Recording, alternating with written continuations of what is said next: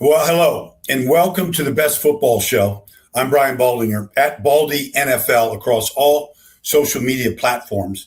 You can find the Best Football Show by just simply downloading your free Odyssey app, finding the Best Football Show, following us. We're here 3 days a week, every Tuesday, Wednesday, and Thursday, all the way through the Super Bowl. So we will be here talking about the news of the day. Just download your free Odyssey app, find the show, follow us, like us, subscribe to us, comment, all that good stuff, trying to grow the audience. All right, let's get to some, I think, pretty significant news.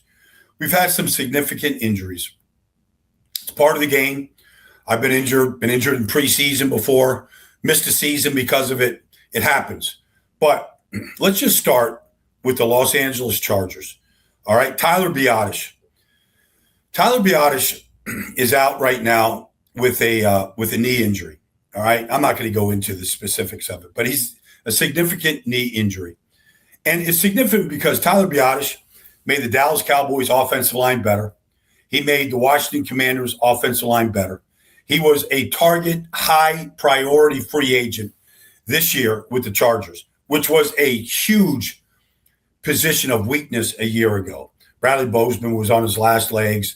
Like, it was just a bad position. And it's one of the reasons why the Chargers were terrible in the postseason and why Justin Herbert really struggled with getting hit, sacked, the whole thing a year ago. So they thought they upgraded position. So what do? Biadasz is out. Well, they drafted 3 offensive linemen, including Jake Slaughter out of Florida in the second round. He was a center at Florida. Like, my early thought is he will go back to center. All right. And then they will figure out whether it's Trey Pipkins, whether it is Trevor Penning, who was drafted as a guard in the first round by the New Orleans Saints. Maybe he was drafted as a tackle out of Northern Iowa. Maybe Travis Burke out of Memphis, 6'9" tackle they drafted in the 4th round. He played well last week. They got to figure out the offensive line because, honestly, Mike McDaniel can do all the magic he wants. The new offensive line coach can work all the magic. If you don't have 5 good starters, including getting both those tackles back, Joe Alt, and and really they're all pro Slater and Rashawn Slater. Rashawn getting him back. I thought this was going to be a strength to the whole team. Omarion Hampton coming back. I thought this was going to be the foundation to get the Chargers over the top, and they lose a valuable member. But he's not the only guy that's just been hurt. Alvin Kamara has had some injuries over the last few years. He's in his 10th year. He came into that 2017 draft with the Saints out of Tennessee. He was a 3rd-round pick, and he was one of Sean Payton's favorite picks. He was dynamic in the passing game. He had uncanny balance. He was a touchdown scoring machine. He has slowed down the last few years, but they just made him an offer to extend him, to bring him back this year, just a few weeks ago, to go with Travis Etienne. And so they're going to lose Kamara now to an MCL injury for a period of time. So, maybe Devin Neal, maybe Keandre Miller, they're going to need a backup because I don't think that Etienne can handle the whole load or a majority of the load. So they got to get that figured out in New Orleans and what they want to do. And then in Jacksonville, they lost Patrick McCarry. Their starting guard last year, who they picked up. He went to Duke, known him a long time, my alma mater. He was basically in Baltimore. He was a guy that they could plug into any position, center, guard, tackle, and he could man the position. Well, he went to Jacksonville last year and was awesome. And so they lose McCarry. Now, with that, they drafted Emmanuel Pregnon in the 3rd round out of Oregon. And I watched his 40 snaps the other day, and he was impressive. I talked to Tony Baselli, about him before the draft, and I texted him when they drafted him. And he just simply said he was too good of a value to pass up. So they took Pregnon out of Oregon in the 3rd round. He played very well. I think he's a better right guard than left guard, although he was left guard at Oregon and played left guard. But Ezra Cleveland comes back. He's been their left guard. Just move Pregnon to right guard. I think they'll just be fine. Put Cleveland at left guard. I think Hainsey at center and go about your business. That's my feeling about what Jacksonville should do. We'll see. It's a lot to put a rookie in there, but I don't think Emmanuel Pregnon is any just rookie. I think he's going to be a starting guard in this league, period. So that's that. Okay. The hot topic in this whole business right now are these scrimmages that are taking place. Philadelphia today scrimmaging with the New England Patriots, getting ready for the game this weekend. We have Houston and the Raiders scrimmaging. We saw the 49ers and the Titans scrimmage last week. I'm going to a Giants-Dolphins scrimmage tomorrow here in Miami. I've been a part of these scrimmages as a player. I've seen the good and the bad of it. The bad is what we saw, with the Saints and the Cowboys, and it turns into a major brawl. Literally, when I was with the Cowboys and we were training in Thousand Oaks, California, back in the 80s, we would scrimmage the Raiders, who were in Oxnard, California, every year. One year we scrimmaged the Rams. And I mean, every year we scrimmaged the Raiders, it was a brawl. In fact, one year, I don't know how many face masks I just ripped off somebody's helmet in these brawls, but they happened. You're seeing somebody different, high intensity. It's not another practice. You want to leave your mark. You want to win your one-on-ones, et cetera. They turn into brawls. They get out of hand. And it becomes unproductive. The funny thing about one year with the Raiders is we get into this major brawl with the Raiders. And then it was a Wednesday. We were probably playing them in preseason game on a Friday. We all went out on Wednesday night. We're all in the same bar, and we're all toasting each other like it was nothing, like easily forgotten. So I talked to Dan Campbell about it this year, head coach of the Detroit Lions, and they had scrimmage. I think the Giants the year before, but they had scrimmages and it turned into a brawl. And Dan's like, I'm not doing this anymore. I'll get an intra-squad scrimmage. We'll get our own hitting and contact in. I'm not turning our practice into a brawl. He stopped it. A lot of teams are doing multiple scrimmages. I've seen the Eagles scrimmage twice in this preseason. Tampa is going to get another scrimmage against the Jets next week. Wait a second. The Jets already scrimmaged Tampa. Tampa's scrimmaging Jacksonville next week in Jacksonville before their game. So some teams are getting two scrimmages in. I'm a fan of scrimmages, but here's what has to take place. The coaches have to set the rules. There's got to be a quick whistle. There's got to be a penalty to the player that starts a fight. They're thrown out. All right? They run gassers. There's a penalty for the coaches have to step in and police this thing. It can be a very valuable practice. Like you're seeing somebody different. Like tomorrow, Patrick Paul, Caden Proctor of the Miami Dolphins, the new left side of the Dolphins, they're going to go up and see Brian Burns, Abdul Carter, Kayvon Thibodeau. It's going to be valuable reps for those guys tomorrow, seeing elite pass rushers, right? The last thing you want is Patrick Paul and Brian Burns to get into it. Now, I don't think Burnsy's that kind of a player that's going to do it anyways, but if he's provoked, maybe he will answer. Who knows? I hope I can go to this practice tomorrow and watch a really good practice. I know as a player, when we saw another team, when I was with the Cowboys and we saw, the Rams down there in Fullerton, California, it was good for me. It was good as a young player to go up against somebody else, good players on other teams, and work on my fundamentals. And because sometimes you go up against the same guys every day, you know what they've got, the intensity level, the whole thing. These scrimmages can be incredibly valuable, especially if the future is, and I don't know this and I'm not predicting this, but we think it's going to go to 18 regular season game schedule and a 2 preseason game preseason. Players, coaches, new players on new teams, they all need preseason. Like the idea that we're just going to legislate against injuries and we'll just do everything we can, that's not the answer. Because if you just basically put everybody in bubble wrap and then go play the season, the first game of the season, whether it's in Australia, wherever it is this year, September 13th is opening weekend, that Sunday. If you just put everybody in bubble wrap, and you put them out there week one at game speed intensity, you're going to have far more injuries than if you didn't have contact and you didn't scrimmage and you didn't play. We talked about it yesterday on the podcast. We saw a lot of starting quarterbacks. I saw Joe Burrow hit twice and sacked once. Josh Allen had Jalen Phillips all over him last week when he threw a touchdown pass to Keon Coleman. Quarterbacks need to get hit. That you put a red shirt on them in practice, and maybe Max Crosby and quarterback there in with the Raiders. Maybe Kirk, maybe that's a little bit different. But typically, quarterbacks put a red jersey on, you don't touch them. All right, they get sacked, week one and hit week one for the first time. I mean, take your chances. Guys need contact.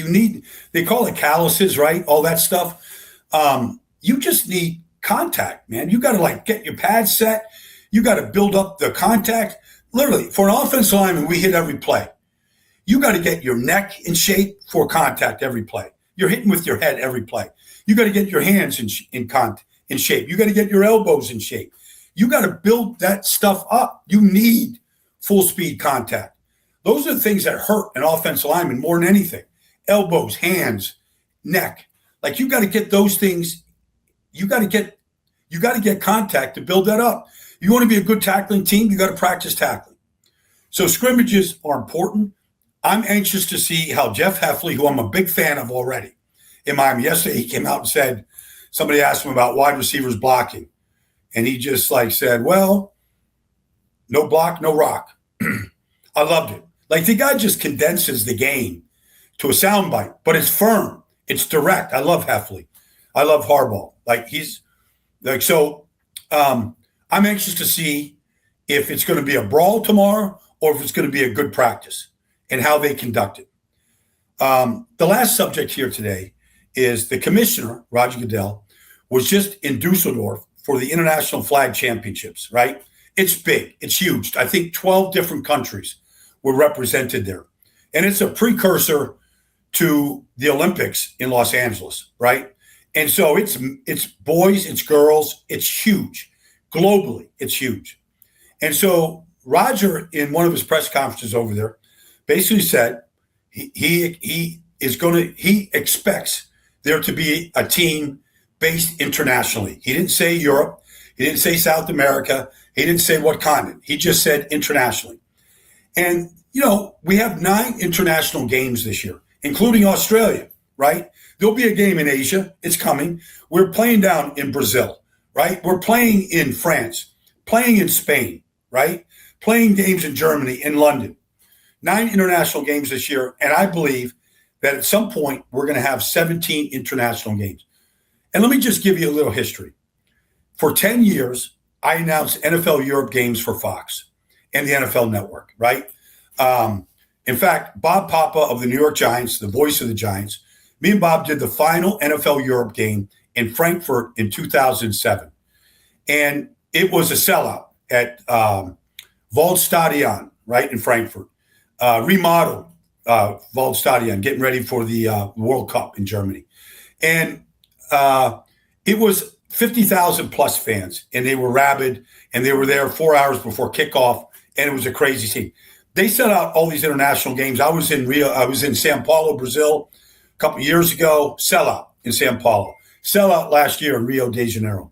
These games sell out like this. The international flavor and buzz for football is real. I do Baldy's breakdowns. They get watched by all these different countries and all these different. They translate it into different languages. It's a huge deal.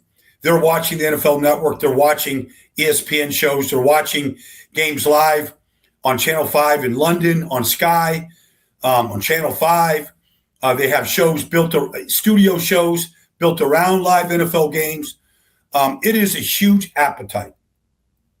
They have played around with all kinds of ideas. Jacksonville has been playing over in London every year. The owner, Shad Khan, has a lot of business over there. He has a big boat over there. Jacksonville has played back-to-back weeks over there. There was talk about Jacksonville being the home team in London. That's not going to happen. They'll be in Jacksonville. They're building a new stadium in Jacksonville, renovation, the whole thing. So, or they're renovating the stadium and all the facilities around it. But I believe that there's going to be an international team. And I remember doing a big international event in London one year. And I was over there as one of the guest speakers, and we had sponsors from all over the world that were there. Aon, insurance company who puts their logo on Man United soccer in that league. They were represented, but big sponsors. And I remember we brought over a bunch of players, including Odell Beckham Jr. And OBJ was over there, and he just came off a big year with the New York Giants. He was a popular guy there, whatever. I remember asking Odell back then, like in 2015 or so, I remember asking him, like, would you want to be based in Europe? Would you want to be based in London as a team? And he didn't seem to have much. He didn't shoot it down.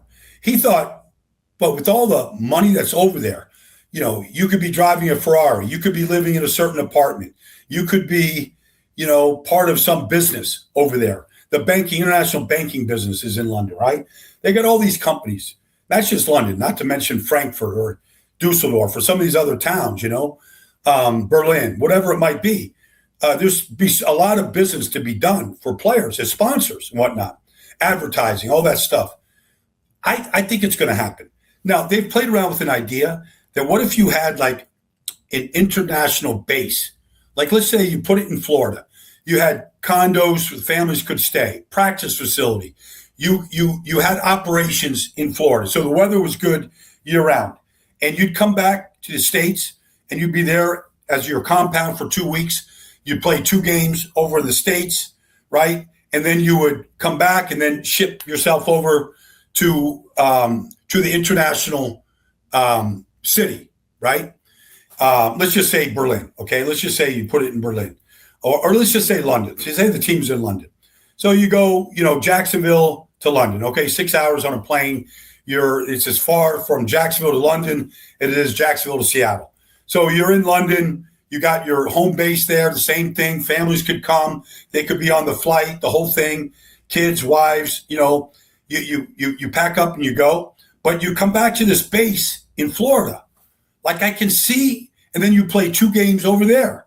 And part of the international package gets done, you know, and so teams come over there to play, you know, 2 weeks at a time. Like that's one idea that people in the NFL has had. I don't know, like if that's still in play, not in play, but the point is the discussions have been going on for a long, long time. And I'm with Roger. Like if we're about, you know, we see Uar Bernard, you know, from Nigeria through London, the international program. Now with the Eagles, Jordan Mailata through the international program, Pro Bowl left tackle. The players are coming. They've had sports academies in Africa, in Europe, where they're recruiting players and getting them into the international program and getting them ready and recruiting. Like the groundswell of interest in this game is real, okay? And I think the next big step is to put a team overseas. And I don't know when that's going to happen. Maybe you got to get to 17 international games or 18 international games, and we're on that pace. Last year was 7. That was the most. This year is 9. Won't surprise me to see 10 or 11 next year, and maybe some new markets. So all that is to come. And I'm in favor of it. I know it can be tough. Travel, logistics, all that stuff could be prohibitive, and maybe it is. But the discussions are not going to stop. And we're not going to stop at the Best Football Show. I'm going to come join you tomorrow, maybe after the scrimmage. The Giants and Dolphins are scrimming at 9:30 tomorrow. Maybe I'll come and talk to you after what I see tomorrow between those 2 franchises and what I glean from that. Tomorrow, right here on the Best Football Show. Thanks for joining me, everybody.